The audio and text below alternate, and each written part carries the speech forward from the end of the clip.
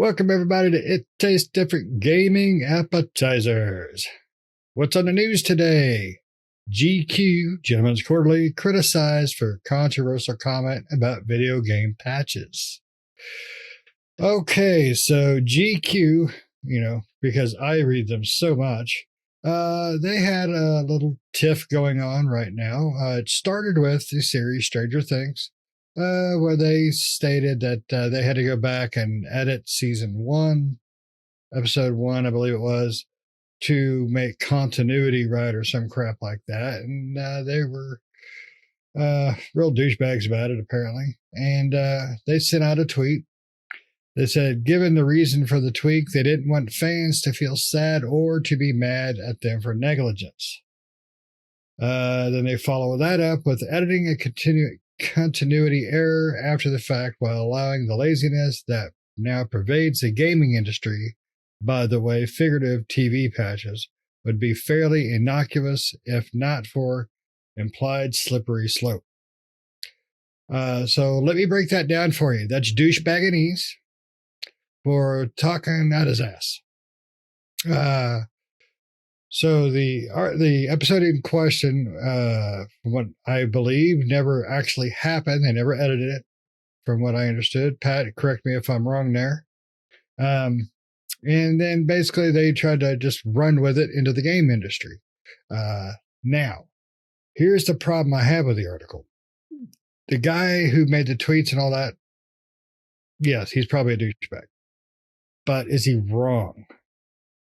That's where this comes into play for me. How many games have we bought and played since the 360 PS3 era that you put in your desk and you have a download, you have a patch? Pretty much everyone. They didn't finish it. They have to fix all this stuff after the fact. So no, the guy's, in my opinion, he's a douche, but he's not wrong. He's not a wrong douche. He's just a douche. Because, and you guys, I'm going to throw this at you, because what he said is technically not false. What he said about Stranger Things was false and just a way to keep, their name up there, I guess. I don't know. I mean, I haven't heard the name GQ in freaking forever, so I was really surprised about this. So let's go to Pat, because I know he got the GQ beard and shit going on. So, Pat, what do you think about these tweets and what people are saying now? I'm by far a gentleman, but yeah, I mean, I kind of understand where they're going a little bit, right? Back in the day, before 360 and all that era of things, there was no such thing as a game patch, right? I mean, that was just not a thing. You get a game, the game was complete on disc. I mean, even think back to your cartridge days. That cartridge of Mario had Mario on it. That cartridge of Duck Hunt had Duck Hunt on it. That cartridge of Contra had Contra on it. There was no way of patching that. There's no internet. There was internet. Internet's been around since the 80s, but not in its current form. But there's no way you're patching that stuff. So I don't necessarily agree with them that it's lazy development, because that's what they akin it to, was just lazy development. I think it's more akin to the market that we're in today, where it's high drive to push things out as quickly as you can and not giving developers the time allotted to create an actual full game. Like, I'm too young to remember the kart games and games on the original Xbox and PlayStation. But I don't remember if game release dates were a big thing like they are now. Like, if whenever we had a popular Xbox game, if they gave a release date and how far out it would push or anything like that, or if they were typically like, we don't give a release date until we're like a month out or something or whatever, because there is no fixing that. Once you got the disc in hand or the cartridge in hand, there's no fixing that. So that's understandable, right? But 360 Plus era invented this whole online concept ecosystem where I can patch a game day one, which means that I can put out an unfinished product. or as they call it, a game's gone gold product. The game is officially on disc, but it doesn't mean it's complete. But the game on disc, doesn't mean it's done. I mean, you're going to plug this into your machine and you're going to say, hey, there's an update online. You go online to get the update. And typically, more so, less so for Nintendo, but more so for like PlayStation and Xbox. There's just no game on here. It's only a license to download the game, or a license. Or if the game is on here, it's only a small portion of that game, right? So I don't necessarily think that it's lazy development. I think it's more of a unrealistic timeline set for development of games and to get things out. But that's just my opinion. But GQ, in my opinion, is outside of their depth here. They are very outside of their depth calling something, like this. Like, they even had to retract their own damn article. So they had to do a post-release edit because they misspoke about Stranger Things. So what's the irony in that, right? So that should tell you everything you need to know about GQ. It's an old magazine that's trying to stay relevant. But Nick, what do you think, man? What do you think about this whole GQ criticizing video games and television and things like that? Yeah, I 100% agree with everything you said there. Yeah, GQ is just trying to stay relevant. I mean, patches and things like that, or after the fact editing, or patching of video games or editing of movies and various things. That stuff happens, right? And that part's okay, right? As far as patching a game down the line, right? Or patching maybe even a movie or a series in certain spots, right? Maybe there is some editing that needs to be done there. And maybe it wasn't the original, but the editing needs to be done for whatever reason, right? Maybe there's a boom mic in one of the scenes and they notice it, so they want to go in and edit it out, right? And for games, like, even, you talked about back in the cartridge days and stuff like that. Those games even had bugs, right? That could probably use with some patching, right? But they didn't have an option to do that. I remember, though, like, even games back then that couldn't be patched, some games did come out with updated versions of those games that were patched, that did fix certain issues. Sometimes they would release them as kind of a re-release of the cartridge, calling it like, a gold edition or legendary edition or whatever, version 2 or something like that, which was the same game, it was just a patched version. Or they would just update the carts that were out on the market later on, right, down the line, and they were updated versions of that game. You just didn't know it, right? Maybe if you looked like in the patch notes or something, if that was available in the game in the credits area or something like that, or maybe if it showed like what version it was in the options, you would see that it was a different version, but you wouldn't know it as a consumer, right, without really looking into it. But they used to do that stuff all the time, where they would patch it outside, and then after the first assortment of games came to the market, the next assortment would be that upgraded patch, right, version. Even with disc games and various stuff like that, before we got the whole 360 internet day one.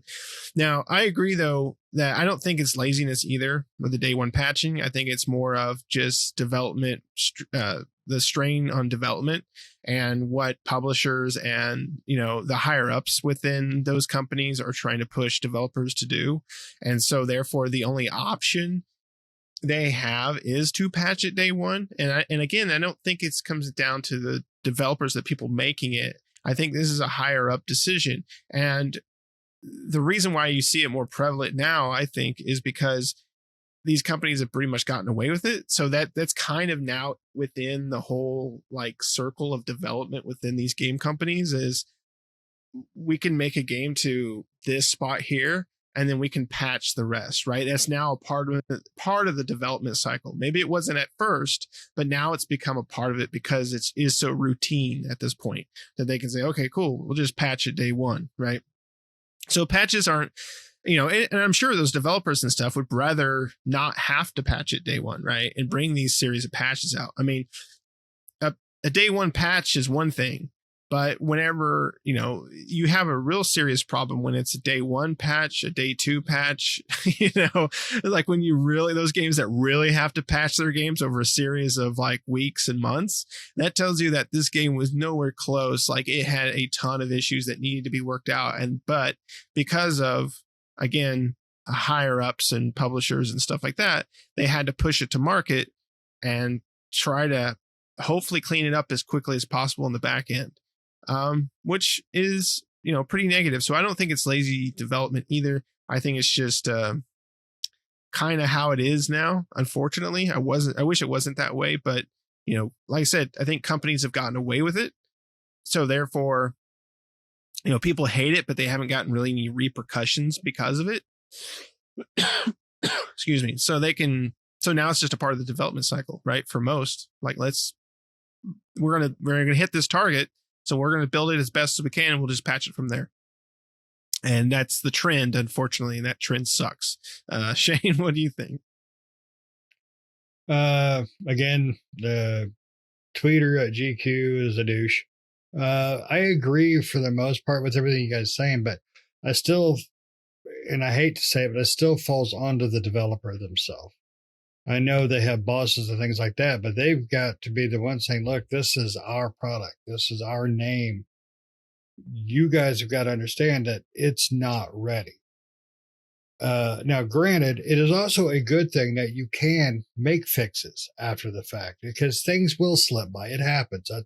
That's never anything I'm going to yell about, as long as they can fix it now. But I mean, there's a lot of things that are just, they let them go through because they can, and it's about the time and stuff like that from the upper heads. But it's still, you put a product out there, that product should be finished, not almost finished. And that I hate saying it, but it does fall on the developer. Let's say just Respawn, for example. They put out Titanfall 3. You download the game, and then the first thing you get is a patch that's half the size of the actual game that you just downloaded. They were not ready. They were not fixed. There was a bunch of broken crap, but they did it. Even though, just because higher ups tell them to, that doesn't mean they shouldn't be like, hey, no, we can't do it. It's not ready. It is broke. We have a great product that's not there yet. People are going to take notice of that. But like you said, though, Nick, it is also, it's just what happens. I mean, it's just the way it's been. It started off with people making fixes with their patches, and people making, some downloadable extras with those patches. And then it turned into just giving you a half a game and then, giving you the other half later. It's gone too far, in my opinion. But I don't think it's laziness, but I do say it's bad choices. And too many people are making those bad choices. That's what's wrong with the game industry now. But it ultimately does fall on the developer themselves. I mean, they have got to be able to say, look, God dang it, we are not ready. We have told you this for the last 3 months that we're just not going to be there yet. And Pat's biggest gripe in the world is we're going to announce something 3 years ahead of time. And then what happens? It keeps getting passed back every 2 years. Skull and Bones is a great example. I guarantee when that game finally does release, there's going to be a patch the same damn size of the game. So I don't know. It's a crappy situation. Yeah, I mean, honestly, I think that you're giving too much credit to the developers, because developers are the ones creating the look and feel of the game, right? That's all they control.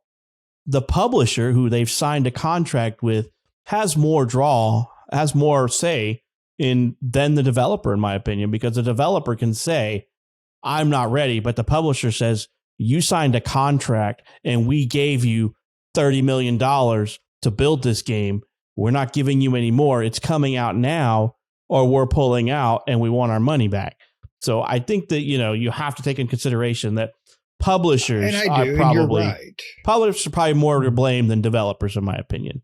I'm not saying it's a majority on the developers. I'm saying is that, like your situation described, if that contract says they have till XYZ date, they should meet it, but that doesn't give them the right to push out a broken game either. No, because sometimes those games, those patches aren't there day one. I mean, they're weeks later. I mean, or as Nick said, there's a day one and a day 2 and a week 1 patch. 2 and a 3, yeah. I mean, but I also think some game developers overpromise, right, and underdeliver. It's the same concept in everything, and everything in the world is this way. Some people are better at. Some companies are more prone to overpromise and underdeliver, and some companies are better at better at underpromising and over-delivering a game. You know, those sleeper hits are why I consider that underpromised, over-delivered games, and so a lot of times that hurts those people, right? Because they're little hidden, unknown gems. I like to use 13 Sentinels as a perfect example. That is a very hidden gem. There's not a lot of people out there that play that or love that game, but that is an amazing game. That's just not. It wasn't. The publisher didn't do justice with the advertisement on that game. I mean, they had to have undersold it to the publisher because it's an amazing game. But stuff like that is what I'm talking about. It's very rarely do games live up to the hype if they're overhyped. I mean, just very rarely do they. There are some that do, but not always. And I would say the majority of the ones that overhype it don't live up to the hype. That's why indie game development is taken off, because it's just out of the blue, this amazing game came out made by 1 or 12 people, very small studio. And it's just an amazing game because it's a gamer making a game in his own time, in his sweet little basement set up, all by him lonesome or all with a group of friends, So I honestly think, in my opinion, though, this is a little bit more of that. Maybe the developer is to blame when they're over promising something or they're overselling something. But the publisher, I think, ultimately has a little bit more say when it gets closer to live date. If the developer's like, hey, this is really broke, and they're like, hey, we already called it gold. You're pumping this thing out the door, create a day 1 patch. Might as well start creating that day 2 patch as well. But I don't think it's lazy development. I think it is as Nick and Shane have all pointed out, it's a sign of the times, unfortunately. This is what's happening in the industry, and we've let it happen and continue to support it. We could bitch and moan and cry all we want about it, but game developers don't care about that. Publishers and game developers probably feel a little bit upset when we're bitching about their game, but the publishers don't care as long as the money comes in. So if you're bitching and pissing and moaning and whining and still buying the game, they don't care because they still got your money. Yeah, and we say this all the time. The only way you're going to fix things, and as gamers, you're going to fix these things, is to show them with your wallet. Don't open it to them. So if somebody, let's say, just example, EA, they keep spitting out the same crap, broken crap, don't buy their crap. They'll learn to fix their crap, or they'll sell their crap to people that will. So, but this guy GQ, I believe we can all agree, is just stupid, and he can suck a butt. So, you guys got anything else? Nope. Just remember, GQ had to patch their own article because they misquoted and misrepresented information. Lazy journalism right there, people. Lazy journalism. Lazy journalism. Like that. All right. Well, guys, thanks for listening. You got all the way to the end. Make sure you like and you share. So, hit that subscribe button, notifications especially. Give us your thoughts about GQ if you still read that crap, and your thoughts on, updates and patches and things like that. Your opinions on what we discussed. And until next time, see ya.